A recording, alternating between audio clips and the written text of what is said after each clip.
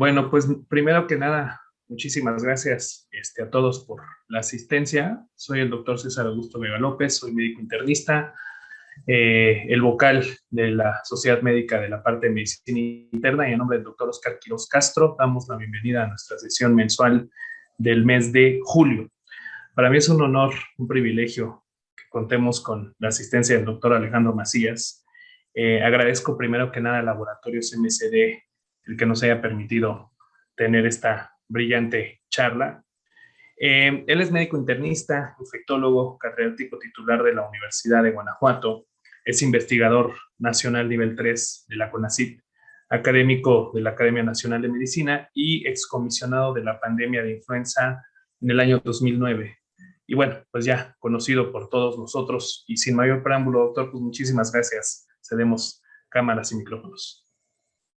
Quiero presentarles cómo veo yo las cosas, cuál es el fundamento de lo que está ocurriendo y hacia dónde siento que vamos. Primero me gustaría hablar de los mecanismos de transmisión como un fundamento de la prevención.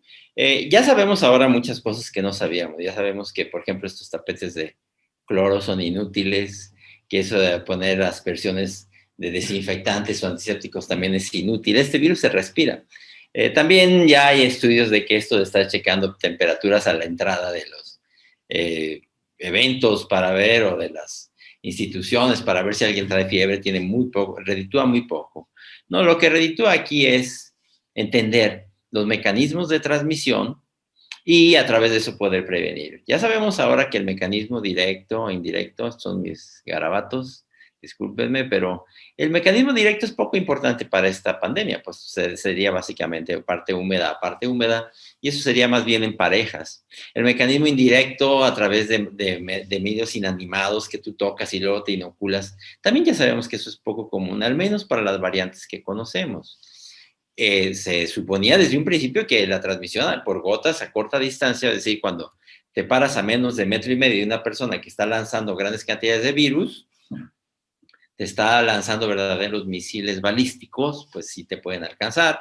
Pero el gran aporte del conocimiento de esta pandemia es saber que esto flota en el aire por muchos metros, probablemente de un piso a otro de un edificio, como se ha visto en los estudios de brotes. Si está mal ventilado, inclusive, aquí decía menos de 5 micras, pero hay experimentos que muestran claramente que partículas de más de 5 micras flotan, y que entonces la ventilación es extremadamente importante. Y eso nos lleva entonces a los mecanismos de prevención o control y mitigación. Control es que no haya casos nuevos, y eso lo logramos con el distanciamiento social. Ya hemos sabido, pues, cierre de actividades todavía, lo que se ha insistido mucho.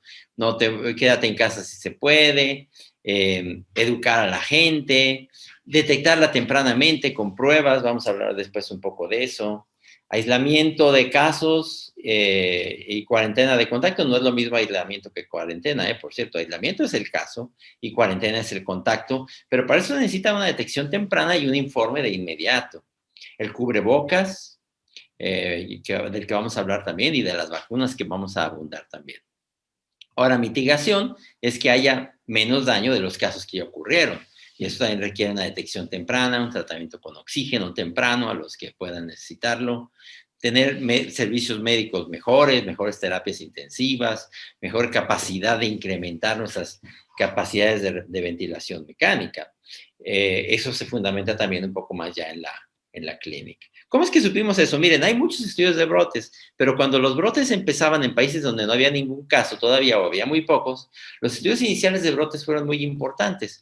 Y así hay estudios de centros de trabajo, de autobuses, de cafeterías, de peluquerías, pero este es uno muy famoso que ocurrió en Washington, donde una sola persona que ven aquí en rojo es capaz de enfermar a decenas y decenas de otras. Es un coro en el que fueron a cantar. Aquí ven ustedes que tienen una práctica, el caso se infecta, tienen otra práctica y es capaz de infectar a prácticamente todo el coro. De hecho, los que se escaparon fueron pocos, cuando ni siquiera tenían contacto entre unos y otros, me refiero a contacto directo. Y esto es entonces evidente cómo este virus se transmite por el aire y frecuentemente a largas distancias. Y esto es como hemos sabido que es tan importante la ventilación. Después, investigadores de la Universidad de Florida mostraron que si tú tomas el aire de la habitación de una persona que tiene COVID, o de dos personas, como en este caso, ahí puedes encontrar el virus, y el virus lo puedes aislar en el laboratorio, a pesar de que la habitación esté relativamente bien ventilada, como ven aquí. Estos eran dos pacientes que ni siquiera estaban intubados, está bien ventilada la habitación, y ahí encuentran el virus a esta estimación se llaman unidades formadoras de placas, y el virus es capaz de aislarse en el laboratorio y volver a infectar. Entonces, creo que ya es muy firme el conocimiento de que el principal mecanismo de transmisión de este virus es a través del aire y muy frecuentemente de largas distancias en sitios mal ventilados.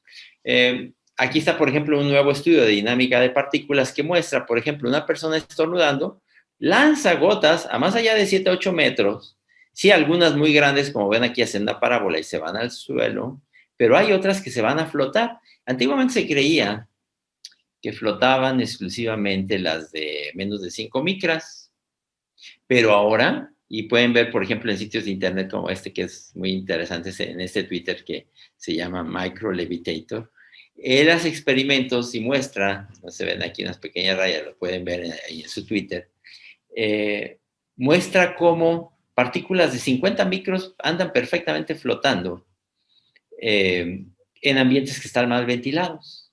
Entonces, una vez más, esto se trata de ventilar bien, pero además de tratar de reducir la cantidad de virus que tú expulsas y la cantidad de virus que tú respiras. Y creo que ese conocimiento, quien me haya escuchado en alguna plática previa, habrá escuchado que lo digo siempre, el concepto de mascarilla a tiempo, que fue muy importante en el desarrollo de la pandemia del conocimiento, como nadie se infecta, digamos, como el toque del rey Midas, en que te respiras un virus y ya te infectaste. No, necesitas respirar un número grande de virus. Ahora, no necesitas respirarlos todos de golpe. Puede ser que respires unos a las 8 de la mañana, otros a las 10 de la mañana, otros a las 12 del mediodía. Si tú eres un abogado que anda visitando reos o abogados distintos, vas con un juez a las 2 de la tarde, él te regaló 300 virus, vas con un reo a las 3 de la tarde, y ahí te regalan otros 400. Probablemente cuando juntas 1000 virus ya te infectaste. Por eso es tan importante el cubrebocas, porque el cubrebocas, por la parte del emisor, reduce en el tiempo el número de virus que estás lanzando. No es perfecto, el cubrebocas no es perfecto, pero si el emisor se lo pone, reduce el número de virus que está lanzando y tiene menos riesgo el receptor, la receptora, como vemos aquí. Ahora, si tú eres la receptora y también tú te pones un cubrebocas, en lugar de necesitar, digamos, 5 minutos para infectarte, puede ser que necesites 2 horas y entonces ya no te infectaste. Y entonces sí hay que entender, el cubrebocas no es perfecto, pero si aplicamos este concepto del efecto de cubrebocas tiempo o mascarilla tiempo, podemos entender por qué es tan importante que usemos el cubrebocas, particularmente en situaciones de ambientes cerrados y mal ventilados. En el exterior el virus se esparce con relativa facilidad, entonces si alguien no usa un cubrebocas en la calle, pues realmente digamos que no está bien por disciplina actual, pero lo más probable es que no pase nada. El problema será sobre todo cuando te metas en un ambiente mal ventilado. ¿Cómo estamos aquí actualmente? Bueno, sabemos que actualmente nos encontramos ya francamente en la tercera ola de la pandemia. En México, en buena parte del mundo, vivimos una primera oleada, aquí están los casos promedios diarios. En México, por ejemplo, eso es hasta julio 13, lo actualicé la semana pasada, pero ven ustedes en esta línea en azul es el promedio diario. Se toman los casos por semana y se saca un promedio diario por semana también. Por ejemplo, aquí hacia febrero, que fue el peor momento de la pandemia, se estaban contabilizando en México 20,000 casos diarios aproximadamente. Ahora, ya sabemos que ese era un subregistro. Eso hay que multiplicarlo por unos 20 o 30. Realmente, si nos decía la autoridad que había 20,000 casos diarios, quería decir que había alrededor de 500,000 diarios, 500,000 de mexicanos infectándose todos los días, y eso lo vimos en febrero. Y ese factor sigue siendo verdadero. Si nos dicen ahorita por ejemplo, en este caso, como andamos por acá en julio, que se están infectando 5,000 personas, 10,000 personas, realmente no se están infectando 10,000 personas, se están infectando 200,000 o 300,000 diarias, porque muchas no las estamos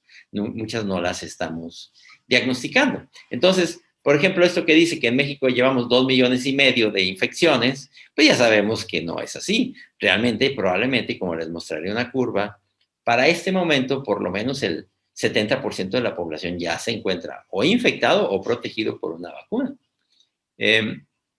La mortalidad diaria ya se parece un poco más al número verdadero, aunque ya sabemos también que si aquí dice, por ejemplo, 1,000 muertos en promedio diarios, probablemente en lugar de 1,000 son 2,000, porque aplicamos un factor generalmente que es de 2, por lo que se conoce como exceso de mortalidad.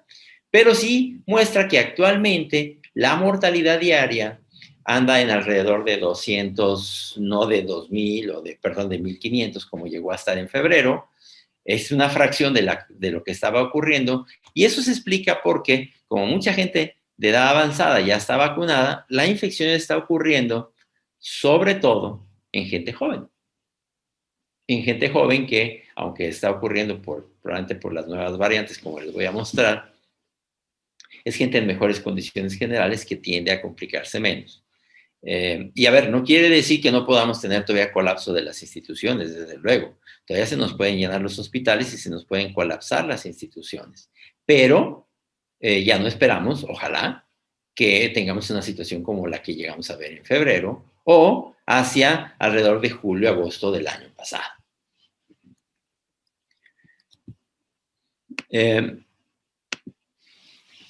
Estos son cálculos de la Universidad Autónoma de San Luis Potosí, que creo que son muy interesantes, como nos han mostrado que, como les decía, los casos que nos indica la autoridad no necesariamente son los casos que están ocurriendo. Y hay un concepto también que es importante. Esta enfermedad sí deja inmunidad. Eso de que alguien se está infectando 2 y 3 y 4 veces, creo que simple y sencillamente no ocurre. Los casos de reinfección son raros y la gente que se cura queda con inmunidad, aunque sea parcial.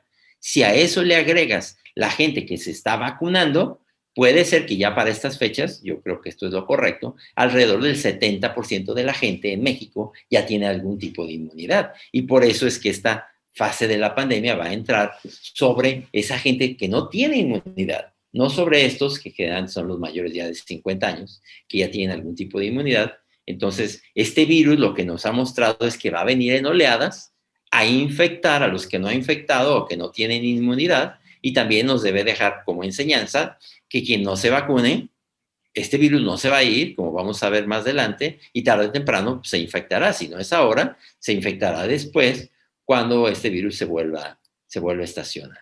Hemos hablado de mapas y recientemente hemos escuchado que han cambiado los criterios del mapa, que si ahora va a haber actividades, que si no, que si rojo, verde. A mí la verdad es que el mapa nunca me pareció una buena manera de informar, porque yo creo que es mucho más importante cuál es el porcentaje de pruebas que salen positivas. Por ejemplo, de pruebas de antígeno o pruebas de PCR. Vean, por ejemplo, cómo nacionalmente llegamos a tener arriba de 50%, habíamos bajado por debajo de 20%, y creo que en las últimas estimaciones, distinto en cada estado y en cada localidad, pero debemos andar otra vez arriba de 20%, que es mucho. O sea, de cada 100 personas que se van a hacer una PCR o una prueba de antígeno, pues 20 o 25 son positivas todavía en México, o sea, 1 de cada 4. Eso quiere decir que la epidemia todavía está bien intensa, ¿verdad? Y que no necesariamente podemos decir, bueno, es que todo el semáforo es verde en un estado. Tú no puedes pintar todo un estado de un color. Yo siempre pongo el ejemplo de que aquí en León, Guanajuato, por ejemplo, la situación puede ser muy distinta a Celaya, Guanajuato, que está a 100 kilómetros de aquí, a 120 kilómetros, y somos el mismo estado. No podemos tener siempre el mismo color. Aquí la conclusión es que vamos a tener que depender mucho también de decisiones ya locales. O sea, si se saturan tus hospitales en tu localidad, tienes que tomar acciones. Si tienes una situación muy activa de incidencia, si hay una escuela muy activa, pues habrá que cerrarla, qué sé yo. Aquí no hay descarte todavía de ninguna posibilidad en acciones de salud pública, pero sí esperamos que a este nivel de actividad de más de 20%, hubiera sido una verdadera catástrofe hacia enero, febrero, pero actualmente, todavía es que está enfermando gente más joven, probablemente no lo sea tanto, o lo más probable es que no lo sea tanto. Yo por lo menos ahora estoy viendo otra vez muchos pacientes, pero ya no la misma saturación en los hospitales. No quiere decir que no se pueda poner todavía peor, pero parece que sí, ya la inmunidad de grupo está ayudando a que esto no adquiera situaciones catastróficas. En el futuro este virus, como decíamos, no se va a ir y lo que va a pasar es que va a estar circulando o co-circulando seguramente con los virus de influenza, como ven aquí, los virus de invierno. No son muchos los virus de invierno.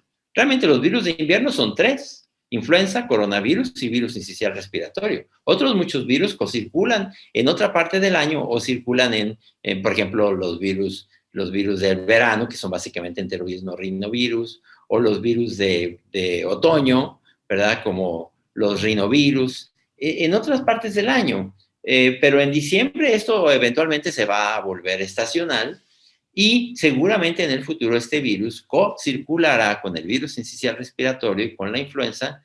Yo no sé cuándo, yo creo que probablemente ya para la siguiente estación el virus ya se vuelva estacional y que probablemente estemos viendo ya el último coletazo, por fin, ojalá, ya de esta pandemia en México y el virus va a pasar a ser estacional y va a estar volviendo en oleadas, particularmente en épocas de invierno, a infectar a los que no han infectado. Otra vez, un mensaje para los que no se han vacunado, para que eventualmente se vacunen, porque si no los va a enfermar. Y otra circunstancia que va a cambiar la situación radicalmente es que el virus ahora ya estará cambiando con más frecuencia y va a sustituir a las variantes que estaban circulando en México. En México estaba circulando sobre todo la variante 519, que ahora está prácticamente desaparecida, esta que ven en azul cielo, y parece que estará tomando su lugar la variante alfa, la que antiguamente se conocía de Inglaterra, la variante gamma, que antiguamente se conocía como variante de Brasil, y ahora muy particularmente, como ven aquí en naranja claro, la variante delta, la variante antiguamente conocida de la India, que es más transmisible, al menos eso parece ser. No se sabe si es más patógena, pero sí es más transmisible, y eso también le dará una nueva característica a la pandemia, porque probablemente va a ser de un control un poco más difícil. Son variantes que se resisten un poco más a la vacuna, aunque sigue funcionando la vacuna. Son variantes que probablemente se transmiten con más facilidad y particularmente, al parecer, si nos atenemos a lo que está pasando en buena parte del mundo, la variante Delta va a tomar el lugar de las demás. No hay que caer en pánico porque, como decía, las variantes todavía responden a la vacuna y a la inmunidad previa. Si alguien se infectó con la variante, digamos, aquí autóctona de México, la 519, y viene ahora la Delta, está protegido, no se preocupe. Puede enfermar, pero a lo mejor si se enferma va a tener una enfermedad más leve y al menos no se va a poner gravemente enferma y no se va a morir. La clínica sigue siendo el fundamento. Y miren, por ejemplo, es un estudio de los meros inicios de la pandemia, de por ahí de marzo del 2020. Y ya se establecía que el 80% eran leves, el 15% eran moderados y solamente el 5% eran graves, y de eso solamente la mitad tenía terapia intensiva, y se calculaba una letalidad de alrededor del 2%, o sea, de los casos que ocurrían, morían el 2%. Ahora ya sabemos que esa letalidad es menor, sobre todo porque había mucha más gente que se infectaba que no estábamos considerando. Ha mejorado parcialmente el tratamiento, pero también ahora estaremos viendo que la infección sobre los más jóvenes tiene una menor letalidad, considerando letalidad como de cada 100 enfermos, ¿cuántos van a morir? Y yo creo que en México tendremos ahora una fracción del 1%, puesto que, como decíamos, ya estará infectando básicamente a gente joven.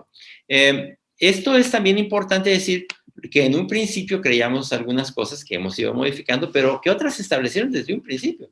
Desde un principio sabíamos que el cuadro clínico típico era fiebre, tos, malestar, anosmia. Ese era el cuadro típico, pero que había muchos cuadros subclínicos, asintomáticos, a veces disnea, a veces diarrea, dolor de cabeza, que por cierto ahora la variante Delta se caracteriza muchísimo por un dolor de cabeza. Yo ahora lo que estoy viendo es gente con mucho dolor de cabeza. Y yo supongo, cuando alguien me dice, doctor, no aguanto el dolor de cabeza, lo que siento es que eso no lo veía yo. O sea, sí había dolor de cabeza, pero no el que estamos viendo ahora. Ahora la gente dice, doctor, este es el peor dolor de cabeza que he tenido en mi vida. Y eso casi seguramente, aunado frecuentemente a la diarrea, te dice, esta es una variante Delta. La única manera de estar seguros es, desde luego, haciendo la secuenciación del virus, que no siempre la vamos a tener.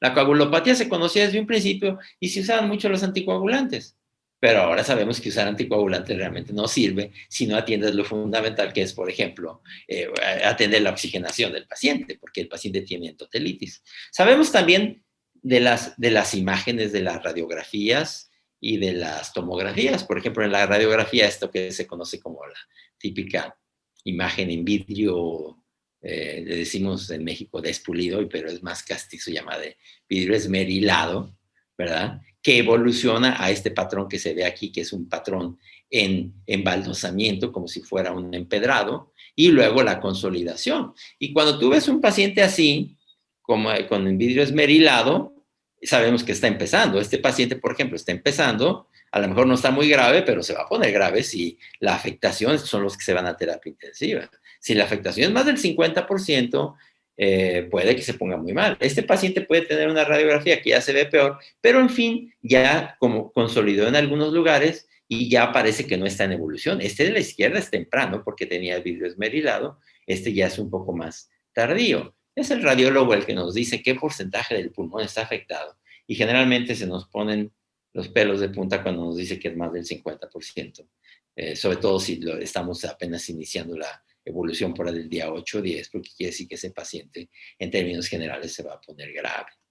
Y las manifestaciones pues, son la hiperinflamación o tormenta de citocinas, eso también es cuestionable, pero así le llamamos, lo que es propiamente el síndrome agudo respiratorio grave, la coagulopatía, las embolias, la coagulación intravascular, la falla renal, ese es el paciente grave, la falla cardíaca aguda, las arritmias, la carditis propiamente, y en los niños el síndrome parecido a la Kawasaki o síndrome inflamatorio multisistémico, que por fortuna, ahora con los pacientes jóvenes, inclusive los que están enfermos por la variante Delta, no llegan en su mayoría a tener estas manifestaciones. Y yo, por lo menos aquí en León, Guanajuato, no estoy viendo en este momento el nivel de saturación que veíamos de las terapias intensivas para el mismo nivel de actividad de la pandemia, ni el nivel de saturación que teníamos en las tiendas donde venden el oxígeno. No quiere decir que no pueda suceder algo todavía peor, pero creo que toda vez que está afectando a gente más joven, las consecuencias no serán tan graves como lo fueron en enero y febrero. Al menos es mi esperanza. Una cosa que hemos aprendido a hacerle mucho caso es a la hipoxia. Antiguamente le decíamos a la gente, aguántese en su casa, espérese, no venga hasta que ya se sienta muy mal. Ya sabemos que eso fue un terrible consejo, porque la hipoxia produce muerte celular, liberación de factores de inflamación, permeabilidad vascular, migración de líquido hacia los pulmones, migración celular, formación de membrana hialina, y el paciente se va a poner muy grave. Entonces, la hipoxia es un círculo vicioso.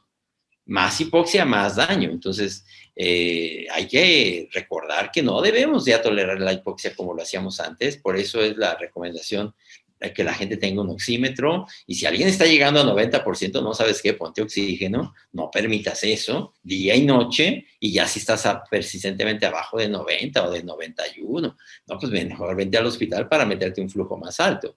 Porque eso sí, yo creo que si no lo manejamos desde temprano vamos a tener consecuencias. Y otra consecuencia que hemos aprendido es que la prevención no solamente tiene que ver con la enfermedad aguda, sino con la enfermedad crónica. Ya sabemos que viene una fase aguda viral, el virus desaparece, pero hay muchos, se establece hasta en la mitad del 50%, 60% de los que tuvieron un cuadro serio van a pasar a tener otras consecuencias como fatiga, dificultades para respirar, obnubilación mental, palpitaciones, dolores de pecho, enfermedad inclusive renal crónica, depresión. Y eso se ha asociado, por ejemplo, en esta publicación reciente del autor Patterson, Bruce Patterson, es muy interesante porque él encuentra la proteína spike del virus en los monocitos, a través de técnicas especiales que están bien descritas en el artículo, y ve que la persistencia de esa proteína del virus en las células presentadoras de antígeno por más de 6 meses está intensamente correlacionado con el síndrome post-COVID. A lo mejor hay muchas cosas, es multifactorial, pero esto yo he insistido que es un efecto de la fatiga crónica, o es un modelo de fatiga crónica de los que vamos a ver muchos, y va a ser, por desgracia, una de las secuelas de esta pandemia. Decía aquí el síndrome post-COVID, que ocurre hasta en el 50% de los casos, 60%, y lo que les decía ahorita, fatiga, disnea, distracción, depresión. Esto va a ser una de las grandes deudas de la salud pública. En el diagnóstico también hemos aprendido que hay de varios tipos, pero básicamente los que tenemos son 3: las pruebas de antígeno, las pruebas de anticuerpos y las pruebas de PCR, o reacción en cadena polimerasa en tiempo real. Pero el diagnóstico sigue siendo clínico. Por ejemplo, ahora que hay un intenso nivel de actividad otra vez, y alguien me dice, tengo mucho dolor de cabeza, tengo fiebre y tengo tos, tengo escurrimiento nasal, me duele la garganta, pues yo la verdad, en este momento no necesito una prueba de diagnóstico.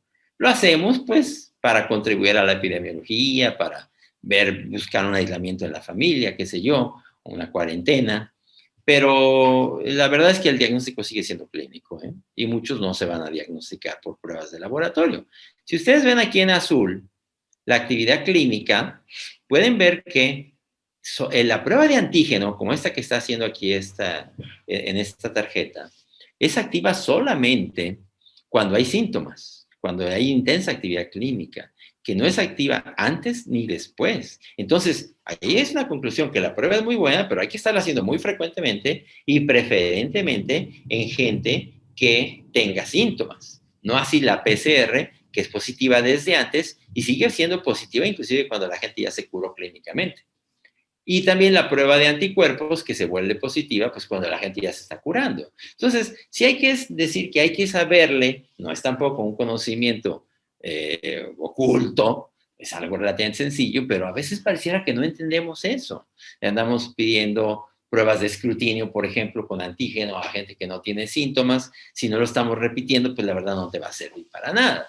Creo que también en el futuro vamos a hacer pools, que cuando baje la incidencia, podemos probar 5 juntos en PCR para que nos salga más barato, y si el pool sale positivo, bueno, qué sé yo, eso va a ayudar también a la epidemiología. Pero el mensaje es, el diagnóstico sigue siendo clínico, pero tenemos ahora mejores herramientas de diagnóstico de las que teníamos inicialmente. Lo que a veces no hemos aprendido del todo, esta es una mala fotografía, discúlpenme, pero es solamente, y esto yo lo veía en noviembre del 2020, en febrero del 2020, y lo sigo viendo ahora, como si no hubiéramos aprendido. Miren, por ejemplo, en esta receta, tiene una saturación del 90%, que ya no es normal.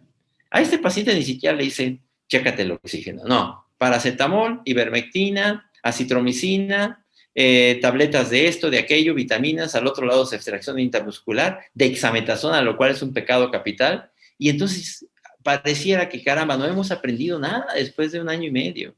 Es, como decíamos, es muy importante que el paciente no entre en hipoxia. Y no lo llenemos de esto: corticosteroides, acitromicina, ivermectina, colchicina, anticoagulantes, vitaminas, antibióticos, lo que ustedes me digan. Porque además no ha sido fácil decir qué es lo que funciona en esto.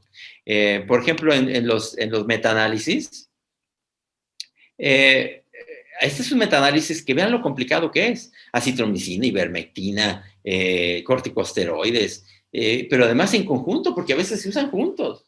Y la conclusión es que no es nada sencillo estudiar esto. Así hagas reunión de muchos estudios, porque la conclusión frecuentemente va a ser que lo que funciona es relativamente poco. Aquí lo que vean en verde oscuro, en verde claro, es dudoso, pero lo que ven realmente en verde oscuro es lo que funciona, de acuerdo con un metaanálisis que está en British Medical Journal y que se está actualizando y que pueden consultar todo. Lo que funciona es poco, ¿eh? Los corticosteroides en su momento. Tú das dexametasona antes de tiempo, cuando la gente está inicialmente con alto nivel de actividad viral y tiene diabetes, por ejemplo, y le metes dexametasona, igual le estás regalando una infección micótica y una infección gravísima. Entonces, ahí la dexametasona funciona, pero en su momento. Los inhibidores de interleucina 6, como tocilizumab, funcionan en su momento. Así, los inhibidores de la quinasa Janus o Janus funcionan también en su momento. Entonces, no es nada más que funcionen o no funcionen. ¿En qué momento das las cosas? Y yo creo que un principio fundamental es, ok, pero independientemente de lo que des, cuida la oxigenación, porque la oxigenación tiene muy buen fundamento clínico y si quieren, considérenmelo todo lo anecdótico que ustedes quieran, pero si cuidas la oxigenación del paciente en términos generales, la va a hacer bien. Entonces, el tratamiento, pues es un tratamiento sintomático para todos. Vitamina D, lo pongo en interrogación, yo creo que no está mal. Hay algunos indicios de que funciona. Manejo antiviral temprano, pues con los que tenemos ahora no tenemos al parecer buena opción con Remdesivir, probablemente en el futuro con Molnupiravir, del que me referiré un poco más tarde. Lo que es evidente es que prácticamente todo, el que baje a 90% o menos, de hecho, puede ser desde 92%, mejor ponle oxígeno, pero nunca pongas dexametasona o esteroides antes que el oxígeno. Si estás poniendo dex antes que oxígeno, en general puedes decir que estás cometiendo un error, y a veces un error grave, craso. Remdesivir, hay cuestionamientos de si funciona o no funciona. Digo, yo siempre digo, si tienen acceso y me enfermo, póngamelo, pero la verdad es que hay sus cuestionamientos. El tocilizumab parece funcionar mejor, ya en su momento también. La anticoagulación no lo usamos como lo usábamos en un principio para prácticamente todos los pacientes. Aunque pongas anticoagulante, el virus se mete y causa endotelitis, se te va a coagular el paciente de todos modos. ¿Cuál es el mejor anticoagulante? El oxígeno. ¿Cuál es el mejor inmunomodulador? Pues el oxígeno. Plasma convaleciente, anticuerpos monoclonales, eso tendrá en el futuro, y ahorita voy a referirme a algún lugar, pero yo creo que vamos a seguir siendo dependientes de la clínica y del manejo temprano, la detección temprana con oxígeno, y solamente cuando ya no lo podamos tener bien oxigenado, vamos a pasar a otras cosas. Y ya definitivamente creo que para estas fechas ya no debíamos estar usando hidroxicloroquina, acitromicina, ivermectina, dióxido de cloro, gotas de nanopartículas, lo que ustedes me digan. Hay que guiarse en el manejo por el inicio de las síntomas, no por el inicio de la prueba. Recuerden que el paciente no se va a poner grave generalmente antes del día 7 u 8, pero no del día que le hicieron la prueba, sino del día que tuvo el primer síntoma. Ese es el día 1. Y el día 1 a 10, 8 a 10 se considera etapa de replicación activa y no metas dexametasona. Probablemente si tuvieras acceso a monoclonales, plasma convaleciente, pero no esteroides. Ahí probablemente anticuerpos, antivirales. Antivirales no habrá muchos, sobre todo el Remdesivir, el Molnupiravir, al que me referiré también. Y luego, en los días posteriores, ya el día 8 o 10, ya viene la etapa de disfunción. Ahí ya te pueden servir los esteroides, los inmunomoduladores, como el tocilizumab, los inhibidores de la quinasa Janus, qué sé yo. Pero otra vez, desde un principio, oxigena a tu paciente, cuídalo en un principio, ponle oxígeno en su casa, eso es mucho mejor a que le mandes una serie de medicamentos. Predictores de mala evolución han variado dependiendo de los estudios, pero ya sabemos que si la relación de polimorfos nucleares a linfocitos es más de 3.5, es malo. La trombocitopenia, que haya mucha, también es mala. La edad avanzada, la elevación de la deshidrogenasa láctica, el dímero D, la ferritina, una alta proteína C reactiva o una alta troponina también te señalan que eso se puede poner feo, particularmente en personas de edad avanzada. Un alto nivel de enzimas hepáticas o de retención de ácidos, eso te señala que el paciente puede evolucionar mal y habrá que ponerle marcaje personal y oxigenación. Miren, hay ahora en los Estados Unidos una tendencia a decir, bueno, ¿cómo es que logramos tener una vacuna antes que un antiviral? Nadie imaginaba eso. Entonces se le está metiendo mucho a ver si para finales de este mismo año tenemos ya algo semejante a por lo menos el Tamiflu, el oseltamivir de la influenza. Y se piensa que probablemente el Remdesivir, sin embargo, parece que el Remdesivir no tiene una elevada acción. Probablemente lo que pasa es que no lo hemos dado a tiempo. Y lo mismo el Molnupiravir. que aquí está un estudio que se acaba de presentar en la Sociedad Europea, que parece que funciona bien el molnupiravir, pareciera algo así como el oseltamivir, o quizás inclusive mejor, si lo usas pero muy a tiempo.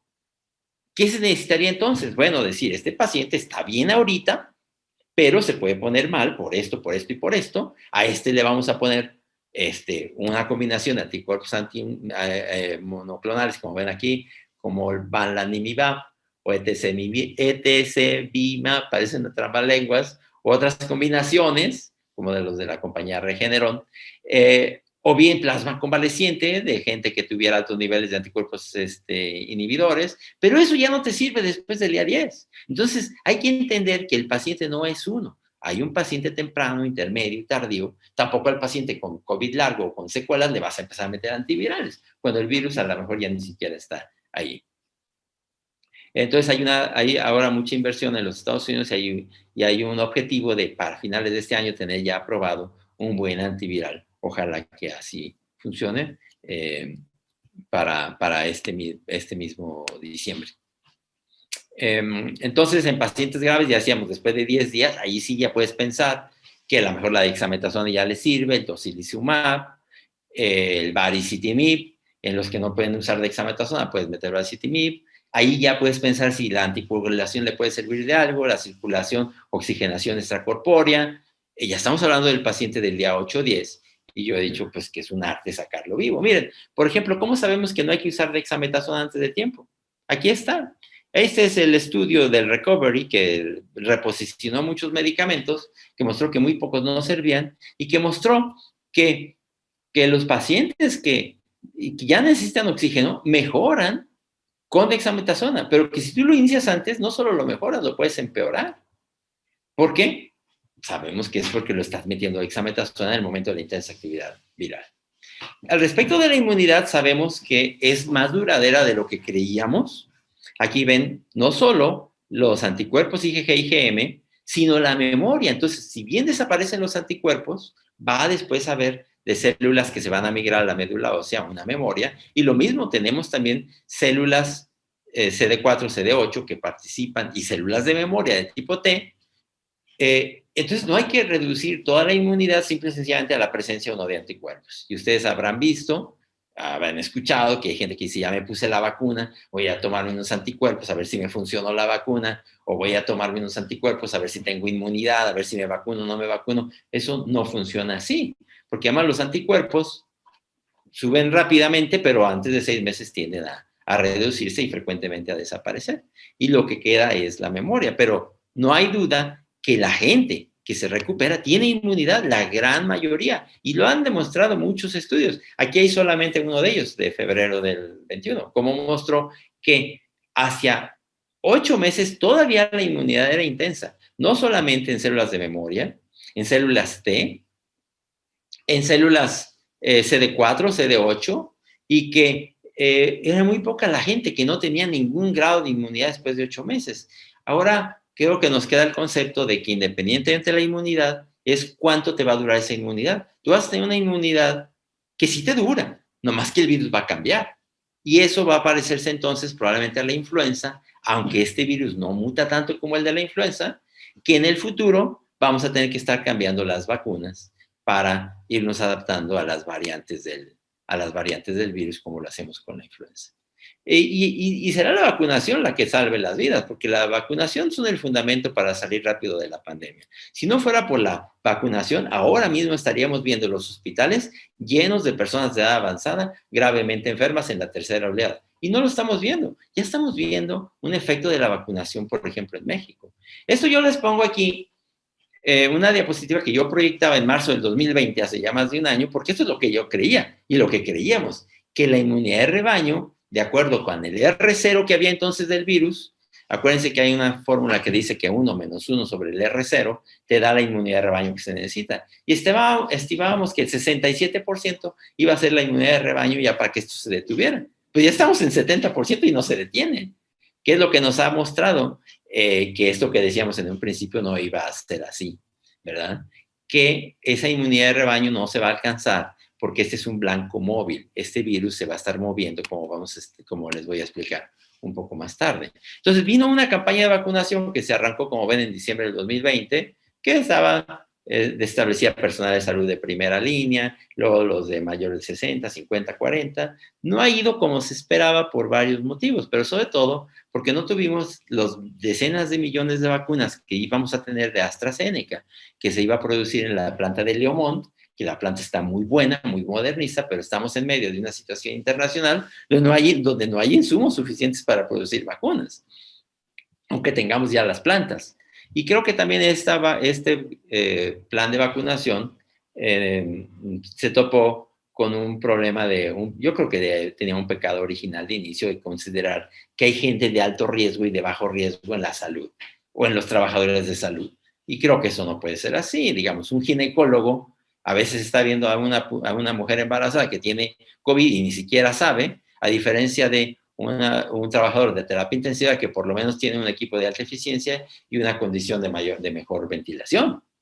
Entonces, estamos viendo personas, digamos, médicos de primer nivel de atención en consultorios en condiciones precarias, mal ventilados, y no podemos decir que no sean primera línea. Yo creo que aquí la enseñanza es que todo el personal de salud es primera línea. Otra cosa por la cual la vacunación en México no avanzó como se pensaba en un principio es porque al no haber vacunas a grandes cantidades, México, y yo creo que se hizo un esfuerzo muy bueno por parte del gobierno, salió a comprar todo tipo de vacunas. Y así salió a comprar vacunas yo insisto siempre, de chile dulce y de manteca, y eso complica la logística de la vacunación, porque a uno les toca a otro les toca a otra, el que se vacunó con uno se tiene que revacunar con la misma, pero ese ya no le gustó, que anda buscando en otro lugar con cuál vacunarse. Eso mismo pasó en buena parte de América Latina, ¿eh? México no fue el único país que ha tenido esa dificultad. A diferencia de países, por ejemplo, Israel vacunó con una vacuna y se acabó. Eso está mucho más sencillo, nomás que ellos ya tenían el contrato establecido desde antes.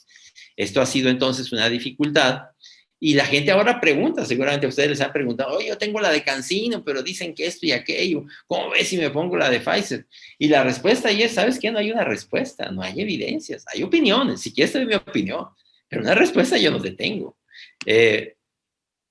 Otro problema es que como se vio desde un principio en Israel, una sola vacuna ya te ayuda, pero no es de inmediato. El efecto se va a ver generalmente varias semanas y hasta meses después ya en la salud pública. ¿Cómo vamos a ver cómo en la salud pública, si empieza a vacunar a los mayores de 60 años, es el primer grupo que va a caer en su actividad, los demás van a seguir activos, pero no va a ser inmediato. Como van a ver, eso tiene que tener a veces 1 o 2 meses de latencia. Pero que también quedó ese concepto de que una sola dosis ya te previene. Actualmente, en México ya debe haber cerca de 40 millones de vacunas, de personas vacunadas y más de 50 millones de dosis aplicadas. No son pocas. Y sin embargo, todavía eso no nos ha alcanzado a llegar a la famosa inmunidad de rebaño. Decíamos, si ya se infectaron el 60% de los mexicanos y ya se vacunaron 40 millones de personas, pero vamos cada vez más cerca de la inmunidad de rebaño, pero no la alcanzamos. Ya se suponía que para esta fecha ya tendríamos que tener inmunidad de rebaño, como este cálculo que ven aquí de este investigador de la UNAM. ¿Cuándo vamos a alcanzar esa inmunidad de rebaño? Yo creo que nunca. Pero, según cálculos del Economist, unos países van a llegar antes que otros. El Economist nos ponía, junto con algunos otros países, hasta 2022. Y yo diría, ¿cuándo vamos a decir que esto ya pasa a ser estacional? Bueno, cuando ya sea mucho más controlable y ya lo veamos circulando, sobre todo co-circulando en invierno con los virus de influenza. Pues yo creo que eso ya va a ser para México desde el 2022. Ojalá se equivoque la unidad de inteligencia del Economist y no nos tengamos que ir hasta 2022. Yo creo sí que estamos viendo una situación todavía crítica, pero que estamos viendo el último gran coletazo de la pandemia en México y yo espero que después, ya para el siguiente año, quizás 1 o 2 meses, ya veamos por fin una salida a esta pandemia, sobre todo si podemos seguir vacunando rápidamente en México. ¿Son eficaces las vacunas contra las nuevas variedades virales? Eso se vio desde un principio, la respuesta es sí, son menos eficaces que para las otras, pero siguen funcionando.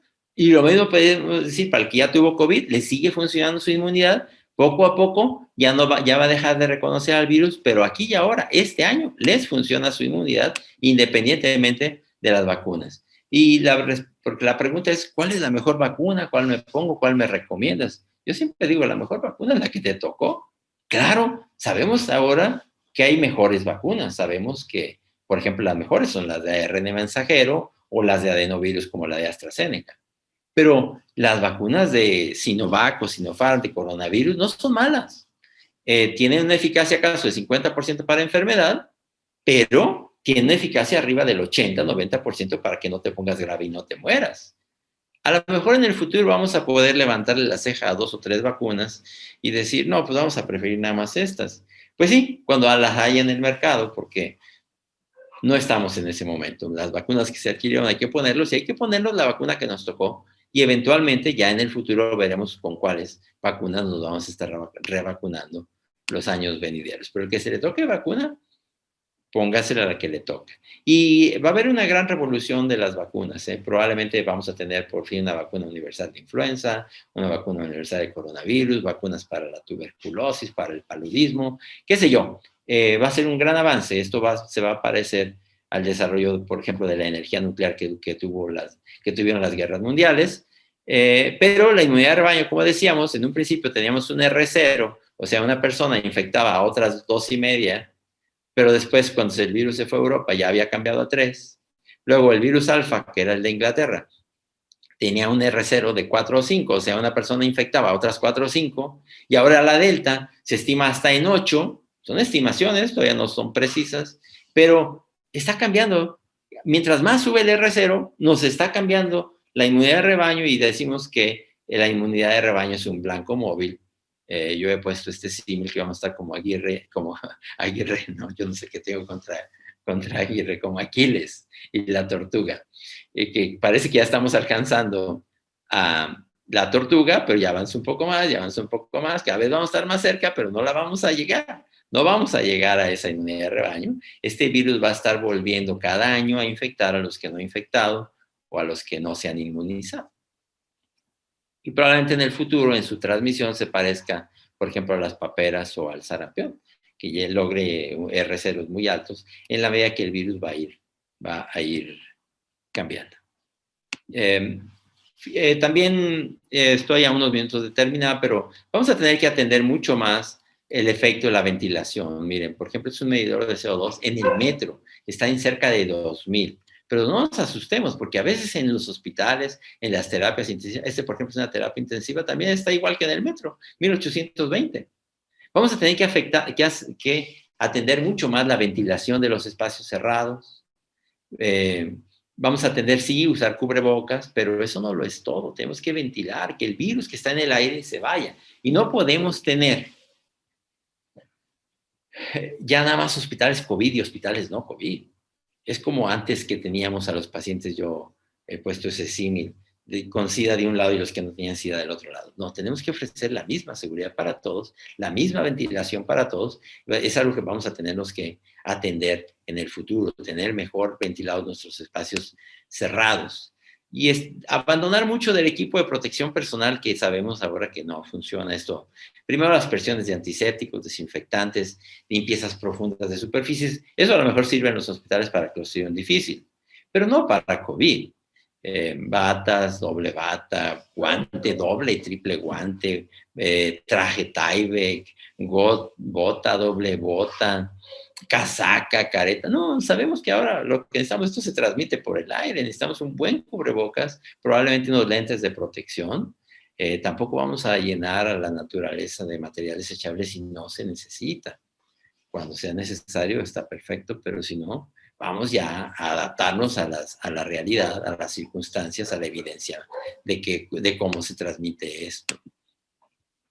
Llegó para quedarse la ventilación, el virus no se va a ir, los cubrebocas, el reuso, antiguamente las tirábamos, ahora sabemos que si están en buenas condiciones las podemos reutilizar.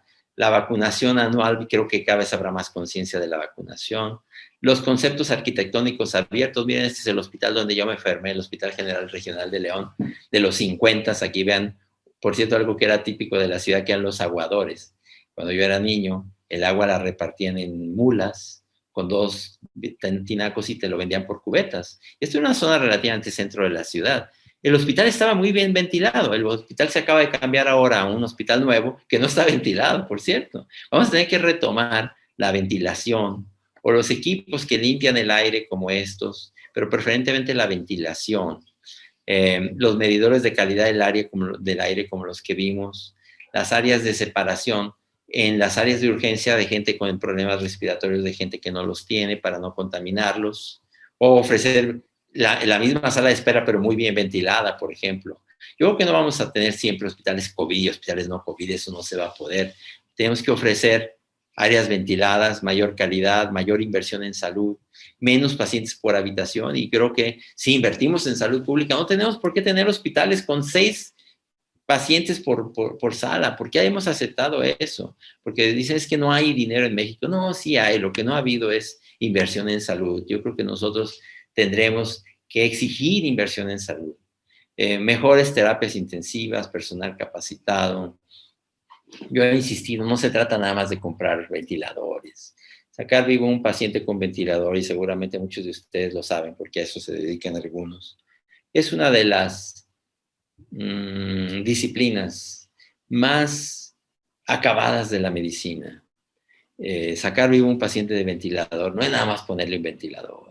O si hacemos, por ejemplo, mandar a los pisos a ventilar a pacientes con ventiladores, con personal no capacitado, no va a sobrevivir una solo de esos, esos no van a sobrevivir. Para que esos sobrevivan necesitamos buenas terapias intensivas o capacidades de expansión de la ventilación mecánica con personal bien capacitado. Y para eso necesitamos inversión en salud.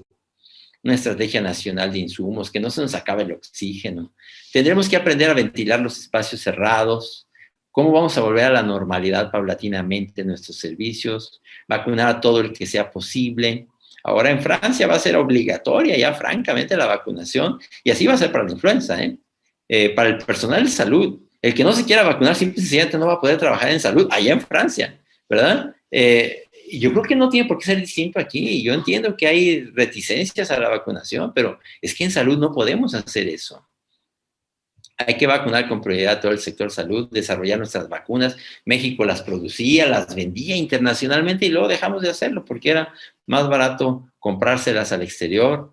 Iniciar el remedio de la atención de otros problemas de salud, el cáncer que no hemos atendido, los problemas de hipertensión que no estamos atendiendo, a los pacientes cirróticos que no les hemos dado buena atención, a la insuficiencia renal, ahora los pacientes con fatiga crónica, el COVID crónico. Tenemos una gran deuda, los programas de vacunación que dejamos a medias.